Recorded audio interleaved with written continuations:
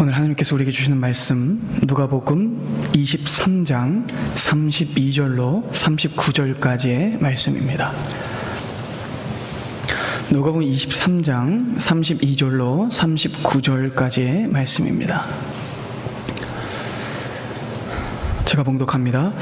또 다른 두 행악자도 사형을 받게 되어 예수와 함께 끌려가니라. 해골이라 하는 곳에 이르러 거기서 예수를 십자가에 못 박고 두 행악자도 그렇게 하니 하나는 우편에 하나는 좌편에 있더라. 이에 예수께서 이르시되 아버지 저들을 사하여 주옵소서 자기들이 하는 것을 알지 못함이니이다 하시더라. 그들이 그의 옷을 나눠 제비 뽑을세. 백성은 서서 구경하는데 관리들은 비웃어 이르되 저가 남을 구원하였으니 만일 하나님이 택하신 자 그리스도이면 자신도 구원할지어다 하고 군인들도 희롱하면서 나와 신포도주를 주며 이르되 내가 만일 유대인의 왕이면 내가 너를 구원하라 하더라. 그의 위에 있는 유대인의 왕이라 쓴 패가 있더라. 달린 행악자 중 하나는 비방하여 이르되 내가 그리스도가 아니냐 너와 우리를 구원하라 하되. 아멘. 미리 말씀드립니다. 다음 주가 이번 주 설교와 이어지게 됩니다. 오늘 이번 주 설교를 들으시고 다음 설교까지 함께 들으시면 전체 내용을 풍성하게 이해하실 수 있을 겁니다. 오늘 본문인 누가복음 23장은 예수님의 공생의 사역에 클라이막스가 기록된 장입니다. 바로 예수님을 향한 불법 재판, 그리고 그 고통스러운 순환과 십자가의 죽으심입니다. 오늘 본문을 통해 우리는 십자가에 달리신 예수께서 거기서 어떤 일을 하셨는지를 주목할 것입니다. 십자가에 달리신 예수님의 모습과 거기서 하셨던 말씀과 그 구체적인 기도 제목은 예수께서 누구이신지를, 그리고 무엇을 위해 이 땅에 오셨는지를 가장 완벽하게 계시하고 드러내 줍니다. 바라기는 성령께서 이 시간 우리 모두를 감화시키사 오직 예수 그리스도를 통한 구원과 십자가의 참 의미를 보게 하시기를 원합니다. 혹시 이 자리에 아직 그리스도를 믿지 않는 분이 있다면 주께서 그 심령에 회개의 영을 부으사 예수를 알고 믿게 하시기를 바라며, 이미 그리스도를 주로 고백하여 믿는 분들에게는 더 굳건한 믿음과 신앙의 회복을 주시기를 바랍니다. 마침내 사형이 언도되었습니다.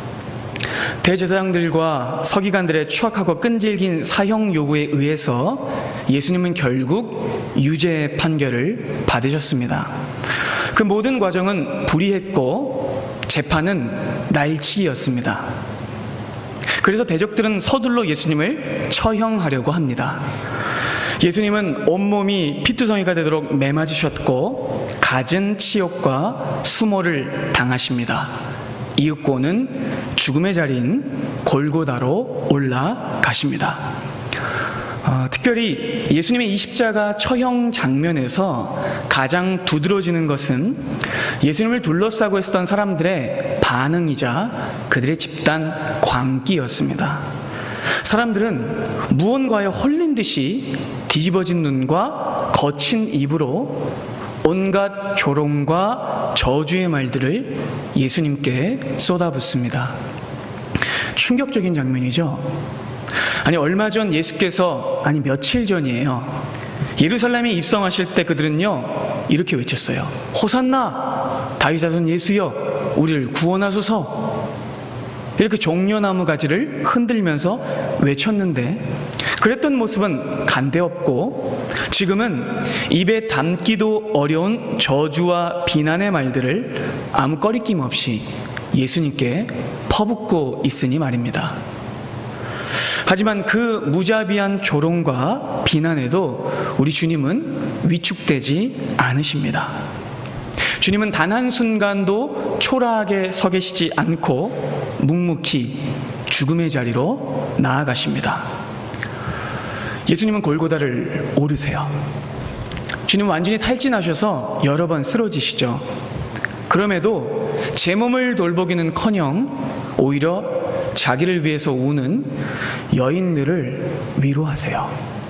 누가복음 23장 28절입니다. 예수께서 돌이켜 그들을 향하여 이르시되 예루살렘의 딸들아 나를 위하여 울지 말고 너희와 너희 자녀를 위하여 울라. 예수님은 그 순간에도 자기 백성들을 위로하세요. 주님은 그렇게 단 한 번도 흔들리지 않으시며 거기를 올라가십니다. 마침내 골고다라는 처형 장소에 도착하신 예수님은 사형을 언도받은 2명의 범죄자와 함께 십자가에 달리십니다. 예수님과 함께 달린 그들은요, 일반적인 강도가 아니라 필시 강력 범죄자일 것입니다. 왜냐하면 이 십자가 처형은요, 당시 최악의 범죄자들에게만 내려지는 극형 중에 극형이었기 때문이죠. 아마도 예수님 옆에 두 강도는 예수님 대신 풀려난 그 죄수 바라바와 같이 유대민족 해방을 위해 무력으로 로마에 저항하던 이스라엘 무장 봉기군들의 대표자들이었을 겁니다. 바라바가 최고 수령이었을 것이고 아마 이 두 사람은 그 밑에 있는 부수령이었을 겁니다. 그들은 무장한 채 로마에 대항하며 살인, 방화, 강도 행위를 저질렀을 겁니다. 하지만 끝내 로마에 사로잡혔고 그들은 강도라는 죄명을 받아서 십자가에 처형되게 되죠. 로마 군인들은 예수님을 이 2명의 강도들과 구분할 수 없도록 예수님을 그 가운데에 못 박습니다. 너무나 악질적이죠. 이러면 예수께서는 아무런 죄가 없으심에도 불구하고 저들과 똑같이 강도, 흉악범의 취급을 당하세요. 오래전 이사야 선지자는 예수님의 죽으심을요 이렇게 예언했습니다. 이사야 53장 12절입니다. 그가 자기 영혼을 버려 사망에 이르게 하며 범죄자 중 하나로 헤아림을 받았음이니라.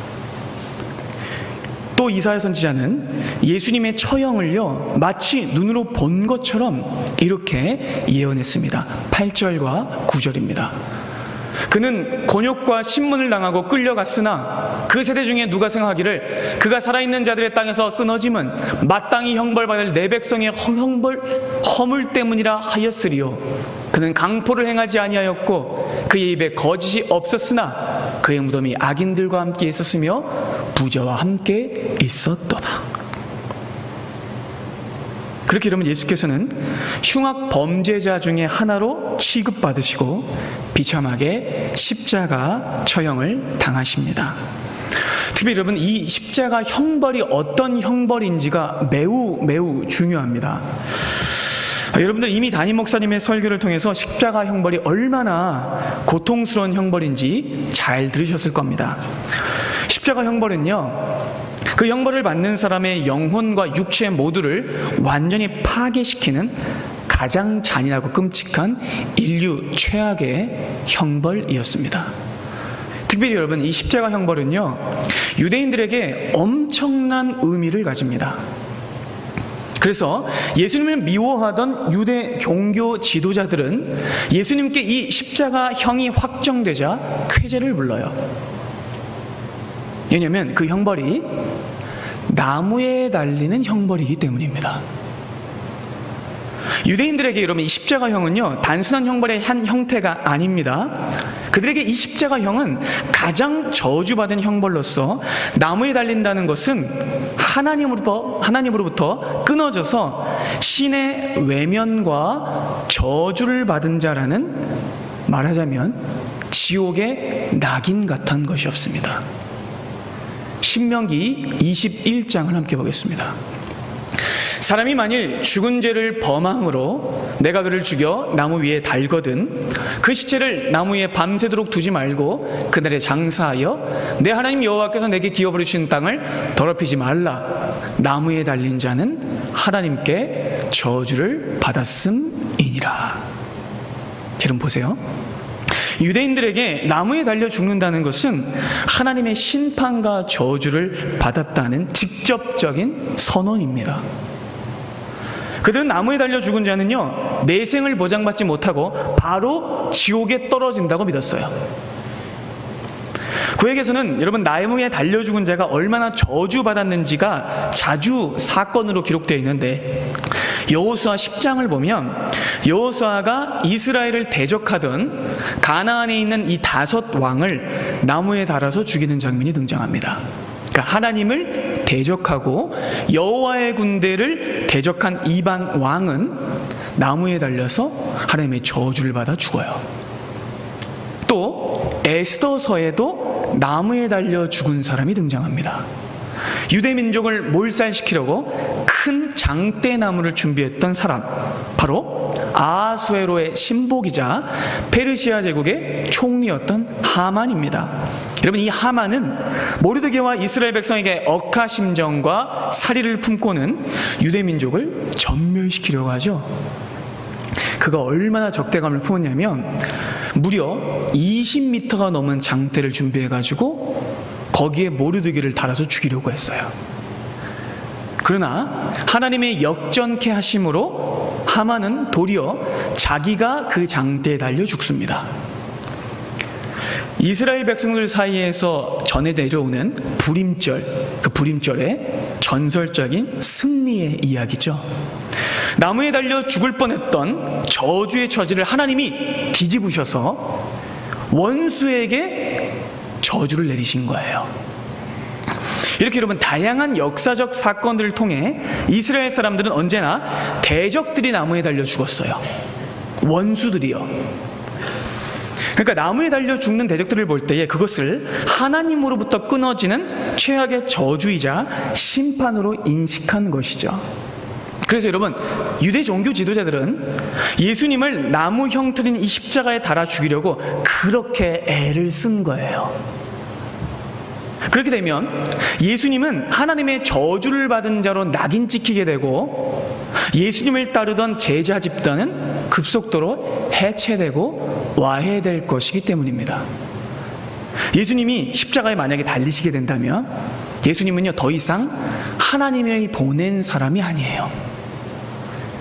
하나님이 직접 저주를 내린 가짜 선지자가 되고 마는 것이죠.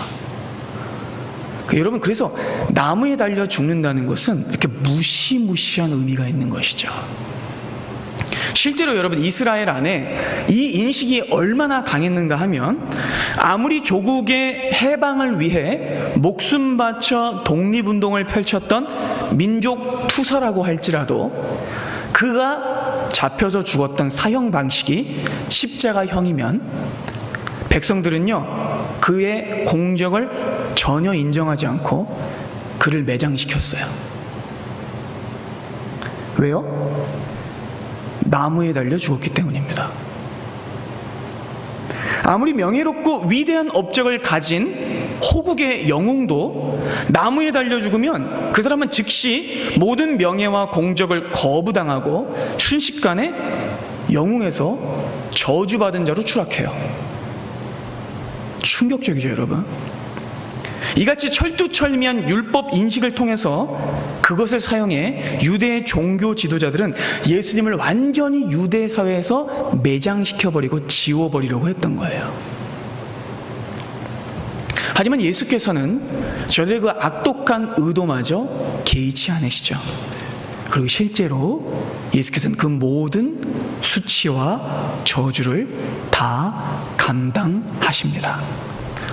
여러분, 조금 전 살펴봤던 신명기 21장 우리가 다시 한번 살펴보겠습니다. 여러분, 그러면 어떤 사람을 나무에 달아 죽일까요? 도대체 어떤 잘못을 저지른 자가 나무에 달려야 할까요? 18절부터 천천히 보겠습니다. 사람에게 완악하고 패역한 아들이 있어 그의 아버지의 말이나 그의 어머니의 말을 순종하지 아니하고 부모가 징계하여도 순종하지 아니하거든 그의 부모가 그를 끌고 성문에 이르러 그 성읍 장로들에게 나아가서 그 성읍 장로들에게 말하기를 우리의 이 자식은 완악하고 패역하여 우리 말을 듣지 아니하고 방탕하며 술에 잠긴 자라 하면 그 성읍의 모든 사람들이 그를 돌로 쳐 죽일지니 이같이 내가 너희 중에서 악을 제하라. 그리하면 온 이스라엘이 듣고 두려워하리라. 부모의 명을 거역한 자식을 돌로 쳐서 죽입니다.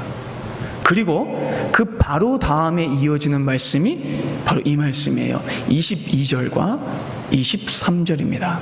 사람이 만일 죽을 죄를 범함으로 내가 그를 죽여 나무 위에 달거든 그 시체를 나무 위에 밤새도록 두지 말고 그날에 장사하여 내 하나님 여호와께서 내게 기업으로 주시는 땅을 더럽히지 말라. 나무에 달린 자는 하나님께 저주를 받았음이니라. 부모에게 거역한 자, 죽을 죄를 지은 자는 나무에 달려 죽어야 합니다.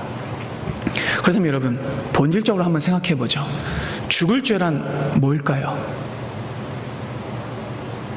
혹시 여러분 생각해 보셨어요? 죽을 죄와 용서받을 죄가 따로 구별되어 있습니까? 아니요, 여러분. 죄는 죄입니다.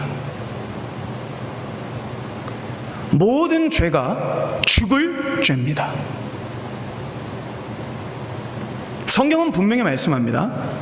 큰 죄 때문에 죽는 것이 아니고 작은 죄 때문에 죽는 것이 아니고 죄 때문에 죽는 것이다. 죄의 삭은 사망입니다. 큰 죄의 삭도 사망이고 작은 죄의 삭도 사망입니다. 죄 아래 있는 모든 인간은 다 죄인이기에 죽을 죄인입니다. 죄란 단순히 세속국가의 형법, 민법, 상법 행위를 어긴 범법 행위, 크라임이 아니에요.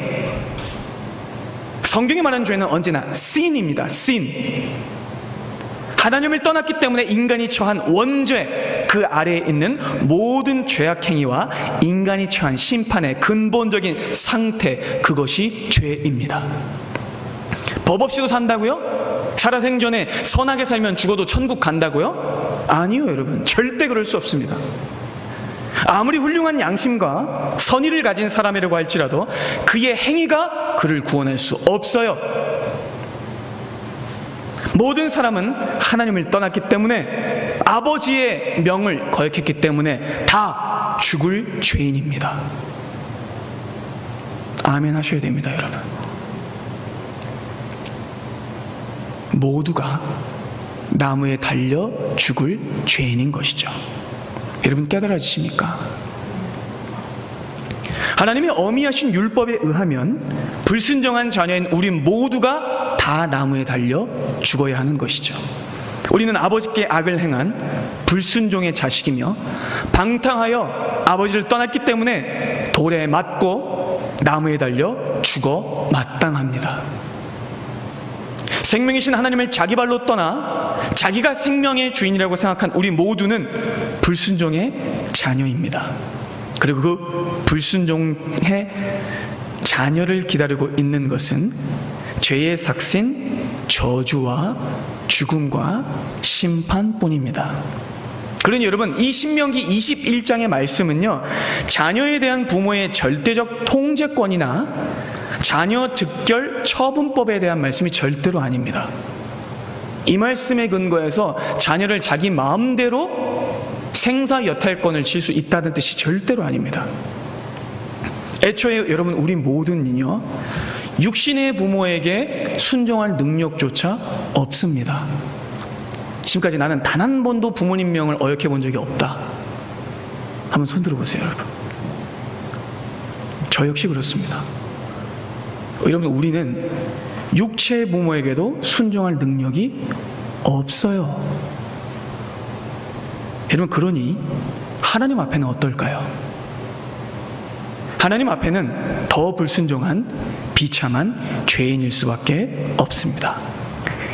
그래서 여러분, 이사야 선지자는 우리의 실체와 이스라엘 백성들의 실체를 이렇게 선언했습니다.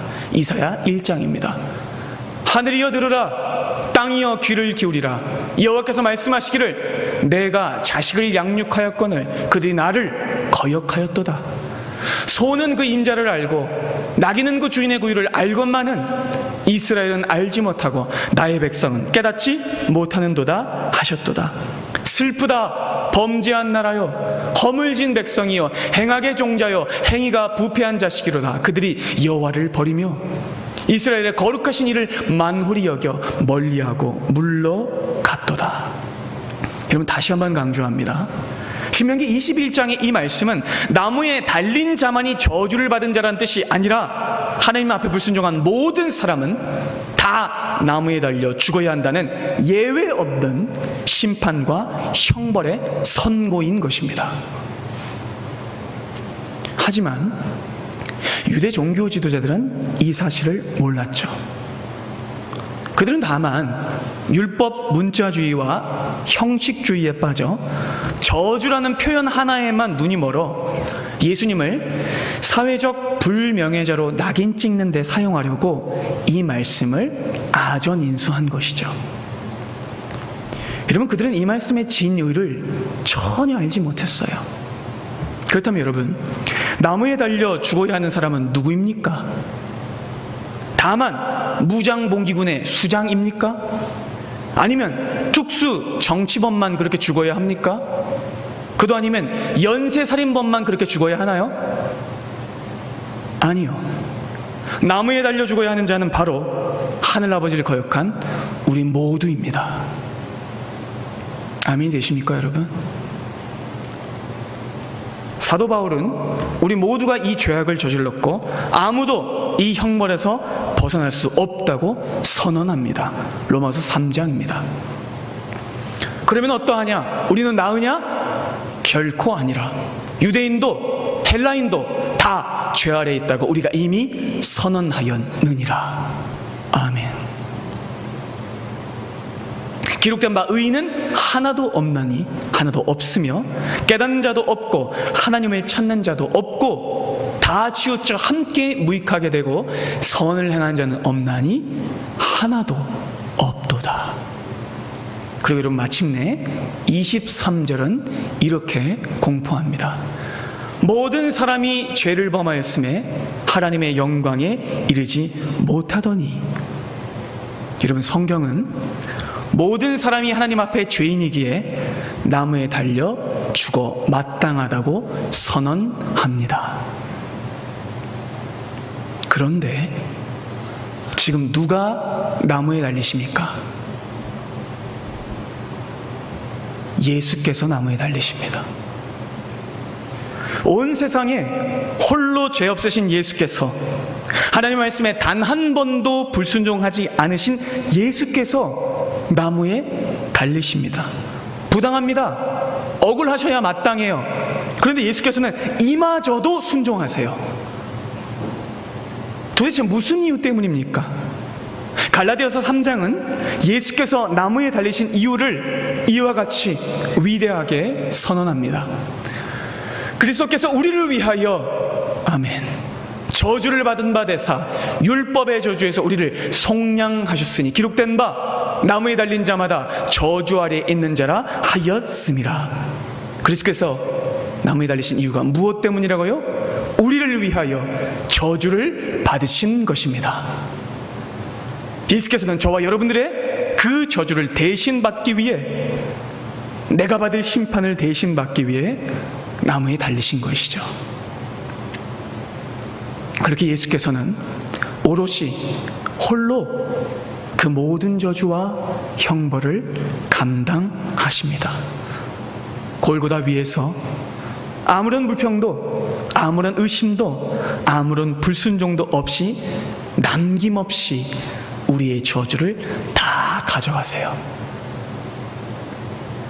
예수께서는 그 저주를 절대로 우리에게 돌리지 않으셨습니다. 주님은 자기를 둘러싼 그 사람들을 저주하지 않으셨고 자기를 못 박은 군인들을 저주하지 않으셨습니다. 오직 당신께서만 홀로 그 저주를 감당하셨습니다. 예수께서는 그 수많은 저주의 말을 뚫고 이렇게 기도하세요. 본문 34절입니다. 아버지, 저들을 사하여 주옵소서. 자기들이 하는 것을 알지 못함이니이다. 여러분, 온 우주 역사상 가장 위대한 말씀이 바로 여기에 있습니다. 아멘이 되십니까, 여러분? 이것이 바로 예수 그리스도의 심장이며 예수께서 이 땅에 오신 이유입니다. 바로 이 말씀에 우리 주님이 십자가를 지시는 이유가 드러납니다. 여러분, 죄는 무엇이죠? 죄는 알지 못하는 것입니다. 알지 못하는 것이 죄인데, 첫째로 하나님을 알지 못하는 것이며, 둘째로 자기를 알지 못하는 것이 죄입니다. 하나님을 바로 알지 못하기 때문에 사람들은 자기를 알지 못해요.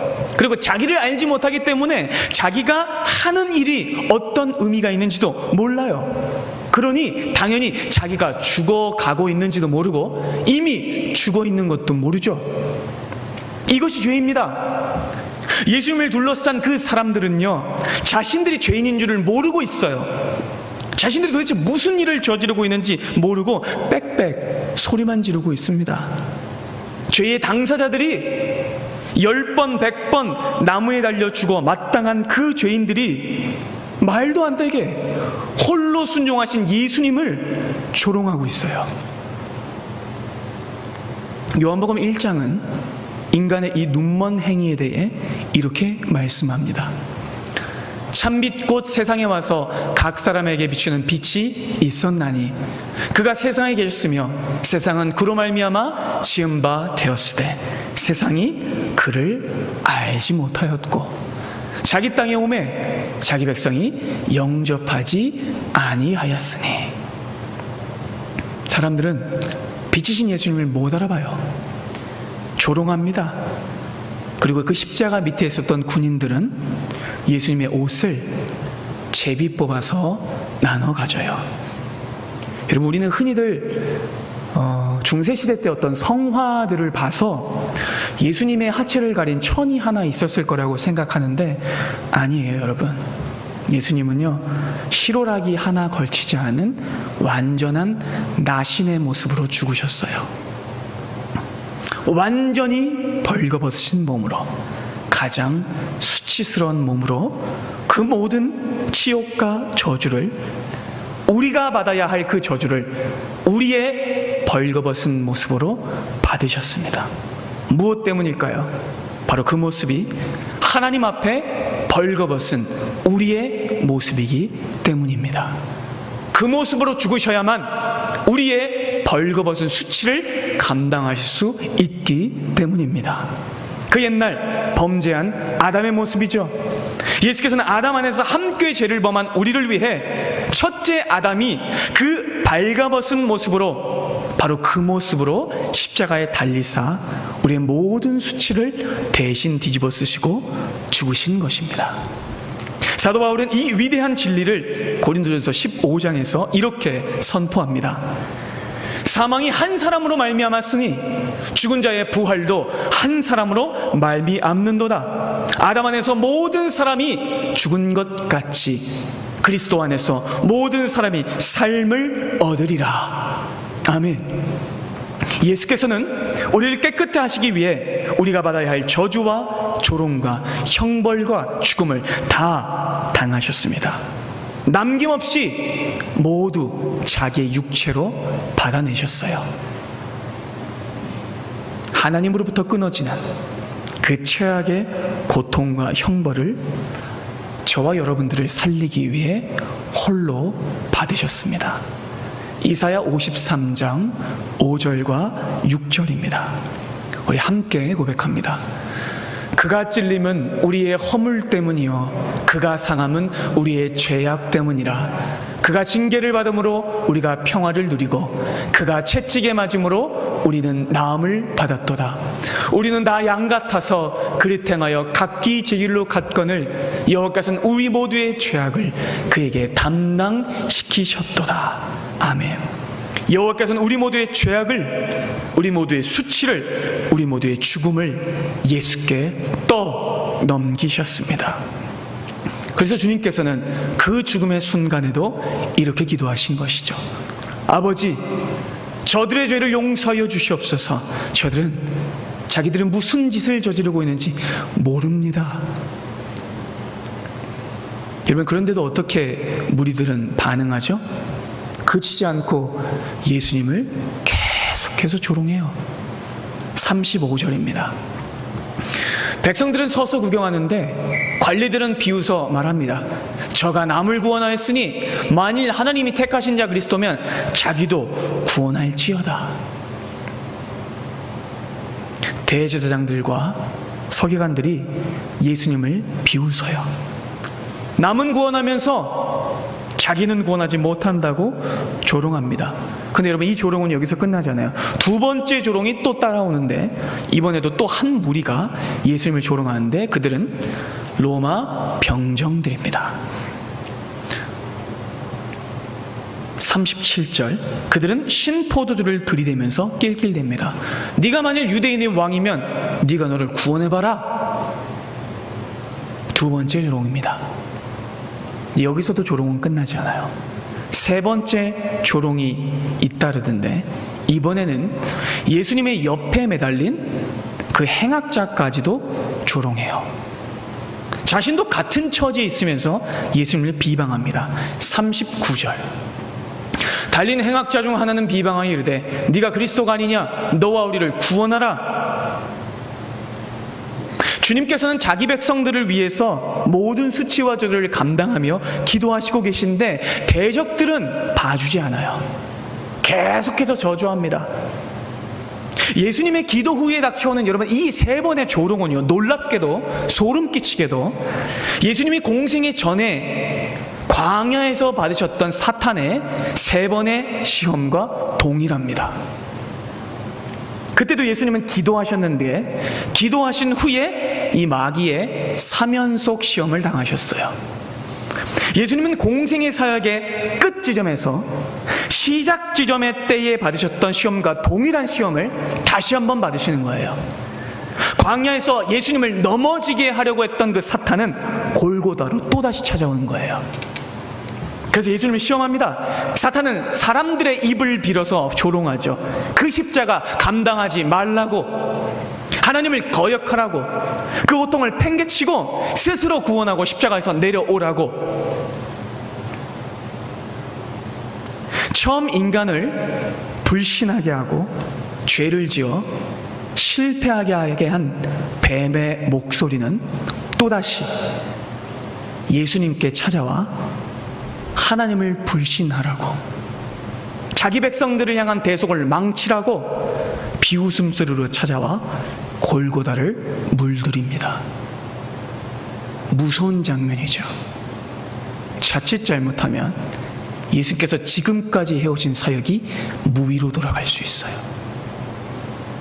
그러나 우리 주님은 사탄의 이 더러운 관계에 흔들리지 않으시고 마지막 시험까지 하나님의 말씀을 의지하여 믿음으로 통과하십니다.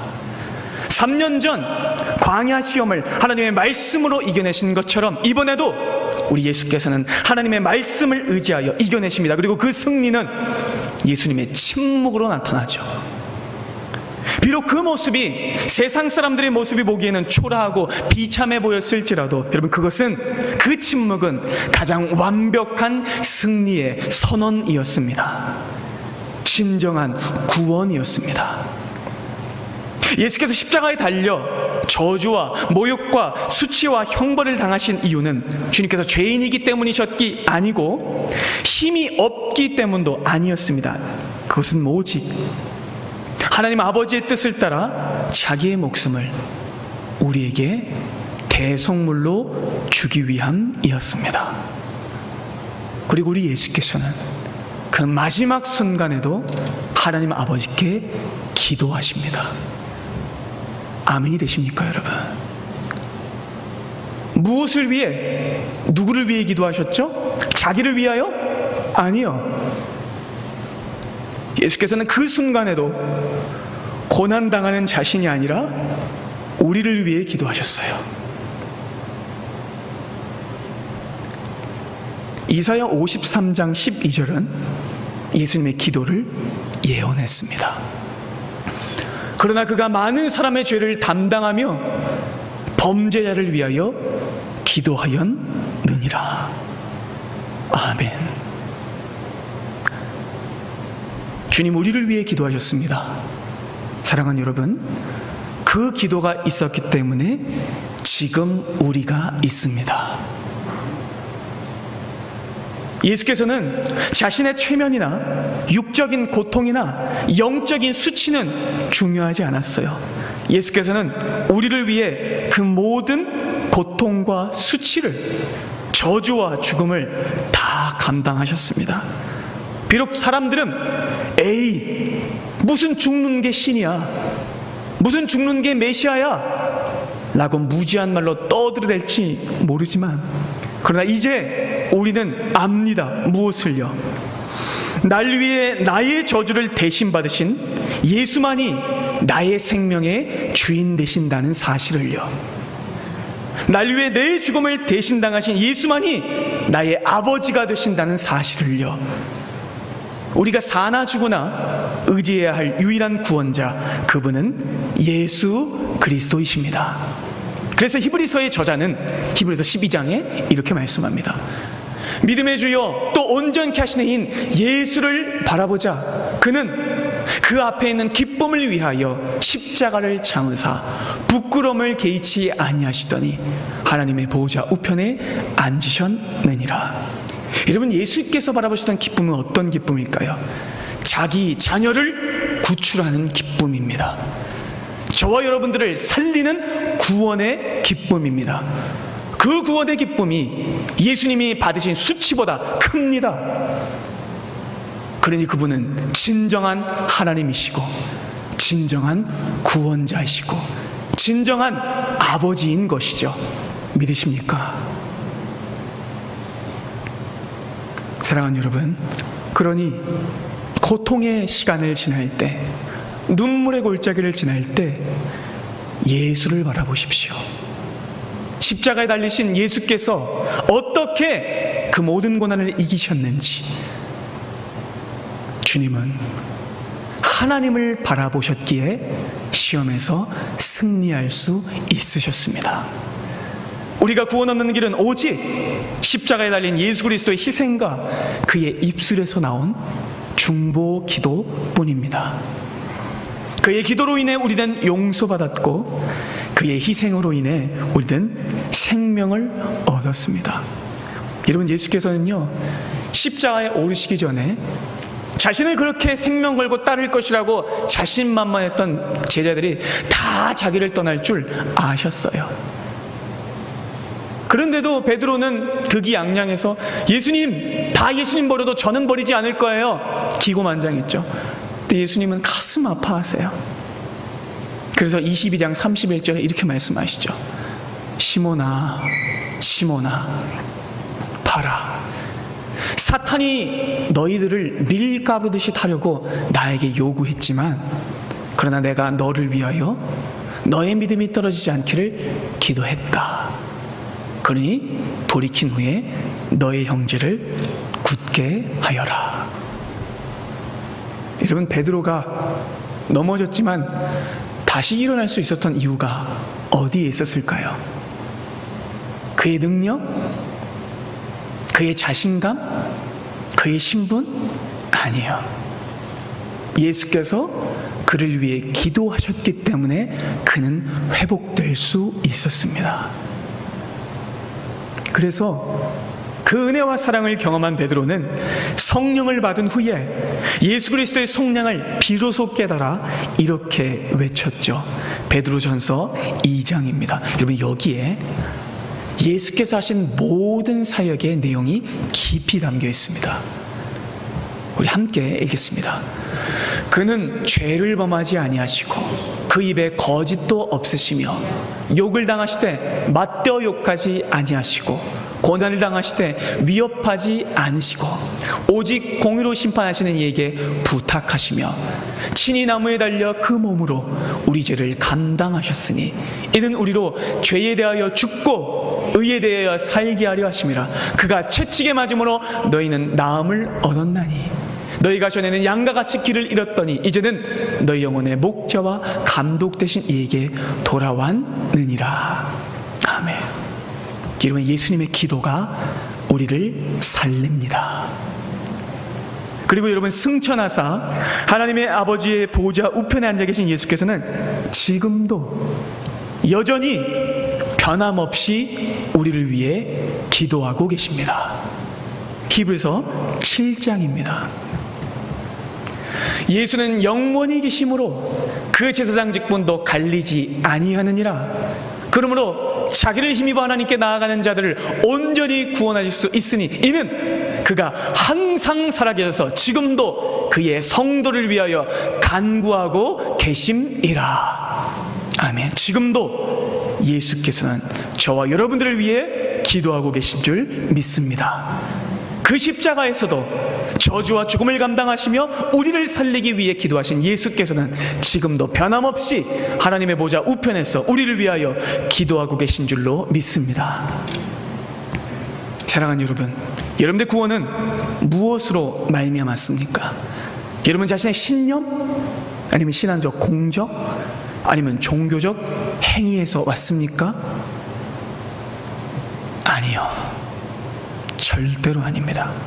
여러분들의 구원은 오직 여러분의 저주와 수치와 심판과 죽음을 묵묵히 침묵으로 감당하신 예수 그리스도로 말미암았습니다. 여러분들이 지금도 무너지지 않고 살아 서 있는 이유는 예수 그리스도의 중보기도 때문입니다. 십자가에서도 우리를 위하여 기도하신 그분은 지금도 우리를 위해서 기도하지 못하실 일이 아닙니다. 주님은 지금도 우리를 위해 기도하십니다. 그러니 여러분, 예수를 바라보십시오. 죽기까지 순종하사 하나님을 바라본 예수님을 바라보십시오.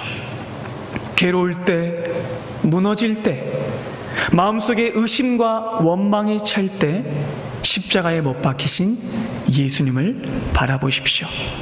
세상이 여러분들을 둘러싸고 조롱할지라도 여러분 맞대어 반응하지 마세요. 예수를 닮은 자는 침묵하며 주님을 바라봅니다. 왜냐하면 승리는 이미 우리의 것이기 때문입니다. 승리는 말이 있지 않고 지금의 형세에 있지 않습니다. 승리는 예수 그리스도의 십자가에 있습니다. 스데반도 죽을 때 끝까지 예수를 바라보았죠. 스데반은요, 죽을 때 뭐라고 기도했죠, 여러분? 예수님의 기도와 똑같았어요. 사도행전 7장 60절입니다. 주여 이 죄를 그들에게 돌리지 마옵소서. 여러분들이 하나님의 자녀라면, 그리스도의 백성이라면 여러분들도 이렇게 기도하실 것입니다. 아멘이십니까, 여러분? 대적들에게 맞대어 하지 마세요. 진정한 그리스도인은 그들을 용서해달라고 기도하는 자입니다. 십자가에 달리신 그 예수님의 기도와 스데반의 최후의 기도가 사랑하는 우리 대구영원교회 모든 성도님들의 평생에 있기를 소망합니다. 십자가에 달리신 그 예수님의 기도가 우리 모두의 기도가 되게 하여 주시옵소서. 그렇게 간구하며 기도하겠습니다.